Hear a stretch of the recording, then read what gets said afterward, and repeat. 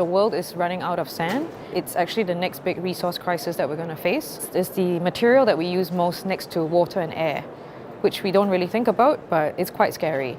This picture, it's a site in Malaysia where they've drowned mangrove swamps with sand because they want to build new residential and commercial developments on land that is now empty, and also in like rivers and extensions into the sea. So it's a very surreal landscape for me. And then when I first discovered it, I was wondering, what are we thinking? Like, why do we do this to ourselves? I think we need to rethink this somehow. I'm not sure that every single project is justifiable. For example, think about Dubai as a city in the desert, and you would think that all the construction material, all the sand must have come from the desert, right? It's right there.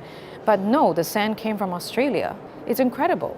I come from Singapore, which is the world's biggest importer of sand because the country is quite small and it's an island, and so over the last 50 years the government has tried to expand the territory by reclaiming land. Cambodia, Indonesia and Malaysia have stopped all exports of sand to Singapore. So Singapore is now struggling to find good supplies of sand. So now it's trying to innovate and have different building methods to reduce the sand use. And this is one of them. They're building what is going to be the largest container port in the world by 2030. And they're building it by creating structures in the sea. This one was shot on a drone. That particular day, it was raining. The rain stopped and then the sun came out. And so that's why you get this mix of colors. After I shot it, I realized, it looks like a watercolor palette.